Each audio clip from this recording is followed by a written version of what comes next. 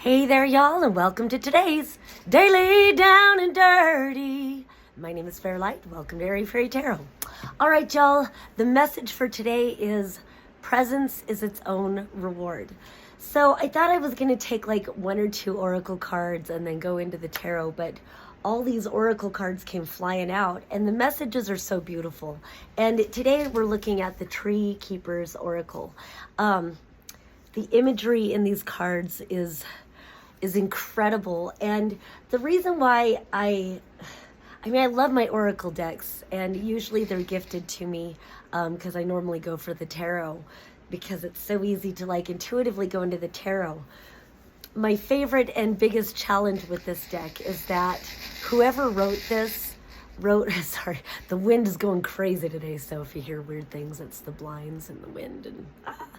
And I've got my little lapis. All right, anyway, the words written are so beautiful that it's hard to just like treat these cards like I would a tarot deck.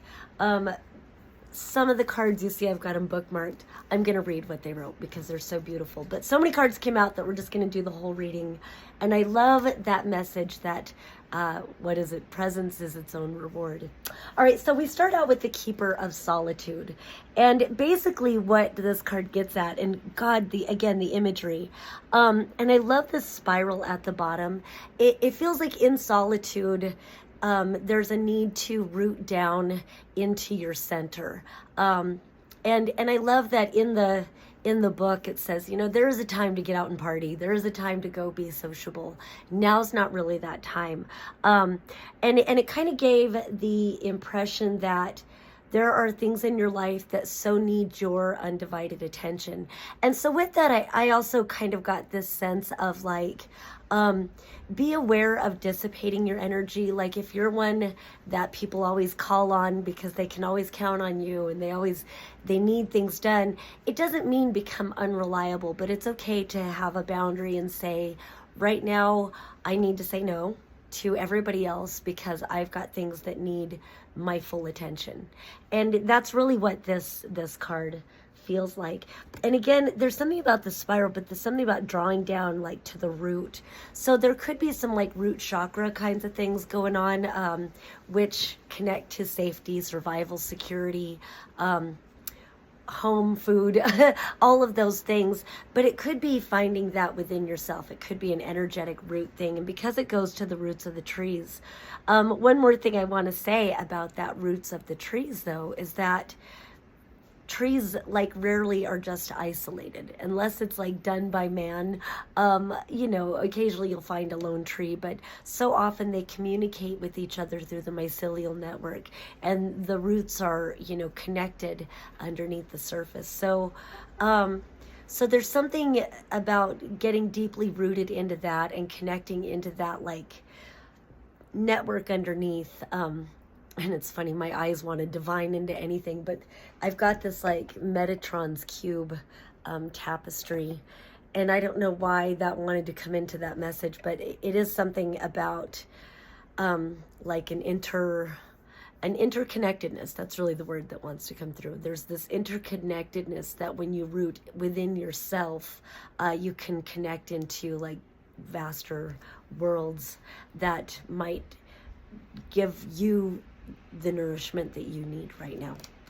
All right, then we've got the Keeper of Innocence, and I really love the message about this card. They start out, one thing I really love about this deck is that they really call attention to the fallacies of the paradigms that we've been living in, paradigm that we've been living in. So much of that rooted in, authoritative patriarchal religions that really put a perspective on ourselves that there's inherently something wrong with us, and we have to prove and do things to rectify our wrongdoings when all we're doing is being alive, man. I'm just trying to live, And so this Keeper of Innocence, it kind of like calls to attention the fallacy of the concept of original sin. Well, what about the concept of original innocence? And I really love that you are inherently worthy. You are inherently innocent. You are inherently pure. You are inherently lovable and loving and wonderful. And yes, throughout human lifetimes, we make mistakes. We hurt people. We make selfish choices. We fuck up. And I love that saying. Good judgment comes from experience. Experience comes from poor judgment. So how do you learn? How do you evolve without making these mistakes? But if it develops your character and helps you to grow into, who you prefer yourself to be, then there's really not a mistake. So I really love this Keeper of Innocence thing. There's kind of a theme in a couple of these cards that just feels like return to center. Again, that gift of the present moment. Now I don't really remember what it was, and I might read it in here. I don't know. All these cards came flying out, but it really is about, there's like a vibrational frequency really that wants to be conveyed, that's very heart-centered and connected to self-love and self-worthiness and letting go of regret and fear. Kind of feels like somatic, where we're releasing traumas that have kept us from looking at truths about ourselves, traumas that have kept us from loving things that others told us are not lovable. A lot of times those things that are unlovable are really disobedient. And I don't know if any of you, viewers have seen Steven Universe. I love Steven Universe. And towards the end of the show, before they start the older thing, there's this song called Disobedient. And it's been running through my head all morning, disobedient, I want to be disobedient.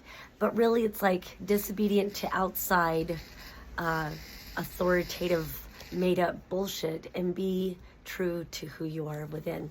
So the next two I really do want to read from the book, because the way it's said, I just don't feel like I could summarize it as well as I could.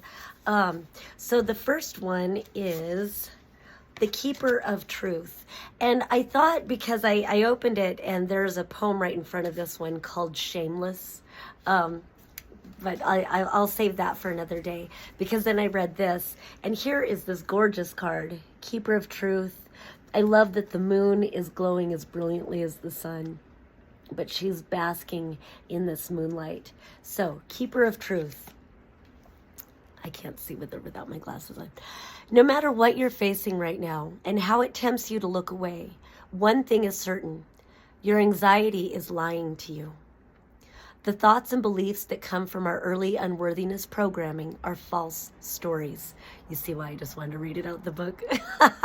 The thoughts and beliefs that come from our early unworthiness programming are false stories. The crippling fear that you're not enough, that it'll never happen for you, that you are less than deserving of every good thing, all lies. It's time to unmask those falsities and seek proof of your inherent value and great worthiness, not by listening to the old stories, but by telling new ones. Follow the tree keeper's example and have a conversation with the moon. Listen to her encourage you to shine. Endeavor to hear the voice that speaks the truest and most beautiful tale of you, even when facing uncertainty or doubt. I want to read that last line. Endeavor to hear the voice that speaks the truest and most beautiful tale of you, even when facing uncertainty or doubt.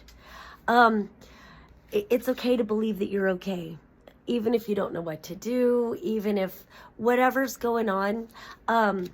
I did a live reading yesterday, and Louise Hay was coming up quite a bit. Louise Hay is one of my spirit guides.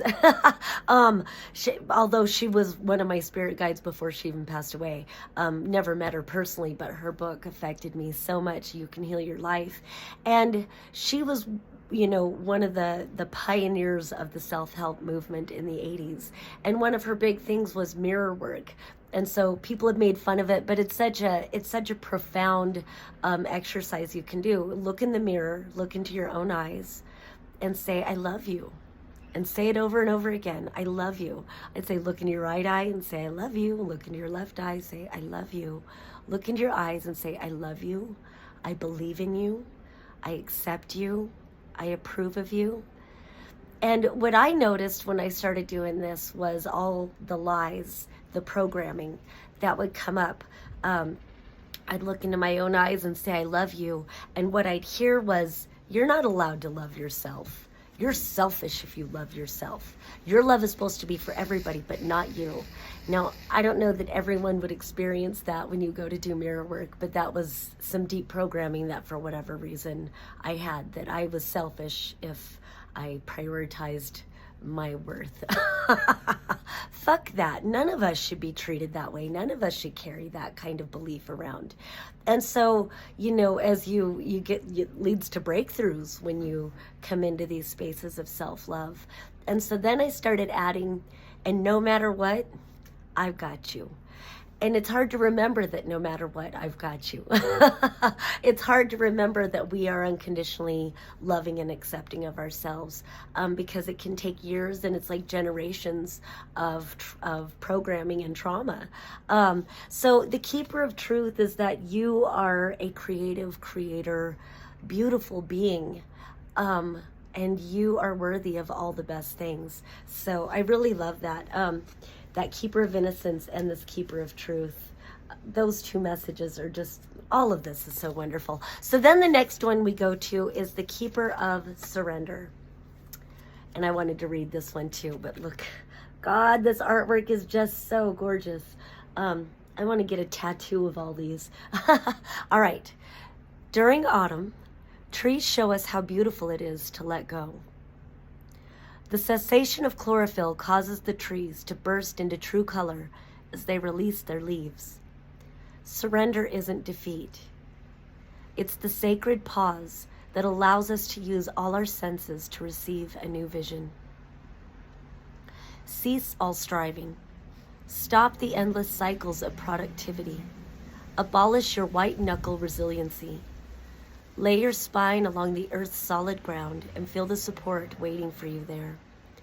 Align your spine along the length of your favorite tree and feel the solidity of bark, the warmth of sap, and the hum of tree song. There are times when effort only creates futility and extends suffering. This is one of them. Something new wants to communicate with you and is awaiting your presence in this moment. And that's where this whole energy of presence. I think there's a need for us all to get outside and go to nature, get down and touch the ground. But there's a strong need for us to reconnect with our natural world. And for you, individually, take a deep breath and give yourself permission to not be an automaton. Give yourself permission to be an organic living being that needs connection to thrive. And it just sounds like we all need to go to nature. But it's almost haunting, that last line. Something new wants to communicate with you and is awaiting your presence in this moment.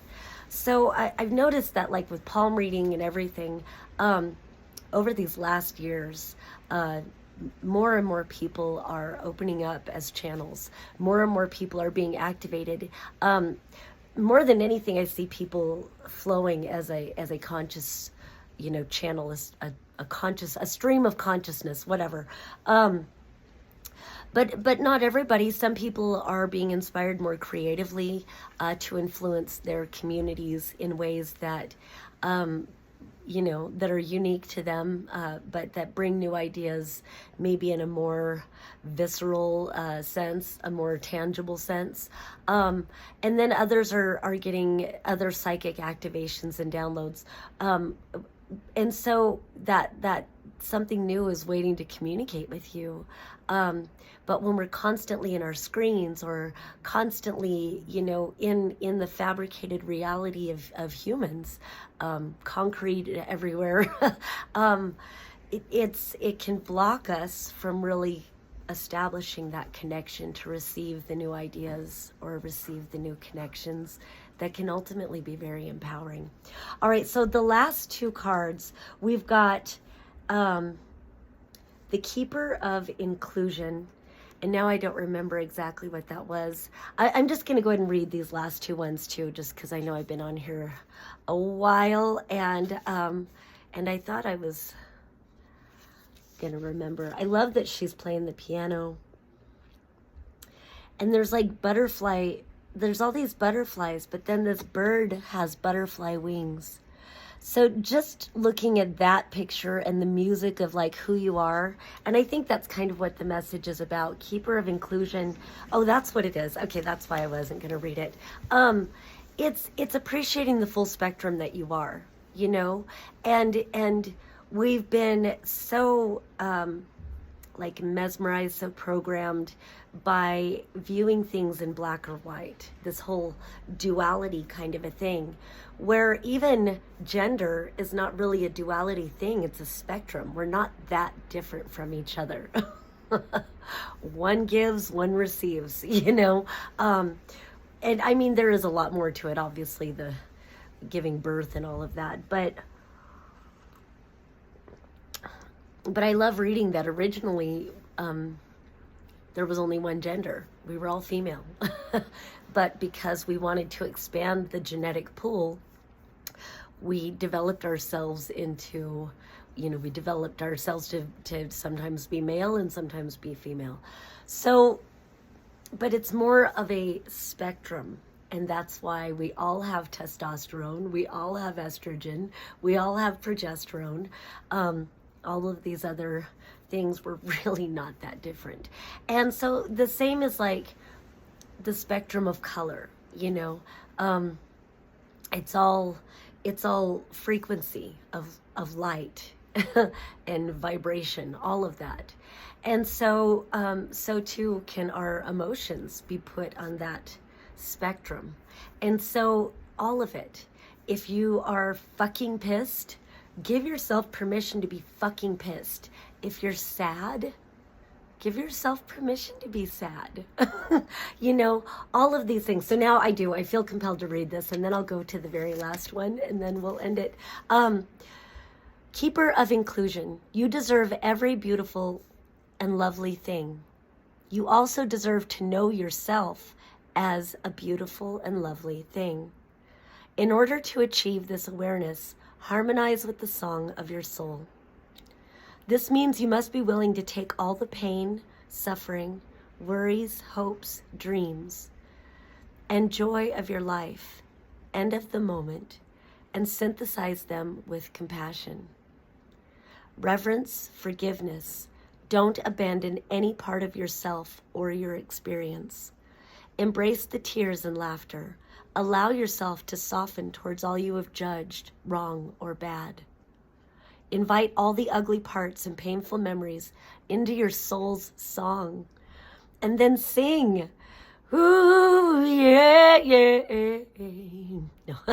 Remember, the birds who adorn the trees don't sing because they're talented or gifted. They sing because they have a song. La, la, la. All right, and then we're going to end with the keeper time, and I do want to read this one. Dang, I opened right to it. So here is the beautiful picture of that. Again, I want tattoos of this art all over my body. All right. Trees clock time differently than humans. We could learn much from them. The passing of the seasons, their own growth, both internal and external. The births and deaths of the forest. There's less constricted doing and more expansive being. And while your current situation may not allow you to move at the pace of the forest, it can use more meaning in its moments. Wait, let me read that again. And while your current situation may not allow you to move at the pace of the forest, it can use more meaning in its moments. Infuse your days with a sense of purpose, not the thing they told you that you were here to do, but with the purpose of presence. Soulful presence is its own reward and invites you to step into the power of now, where all your meaning takes place. My brain just wants me to reread it over and over again, but I'm sure you get it. Soulful presence is its own reward and invites you to step into the power of now, where all your meaning takes place. All right, my name is Fairlight. Thank you so much for watching. If you would like a palm tarot or astrology reading with me, feel free to hit me up. I'm doing November specials, so hit me up to find out more. Peace and love.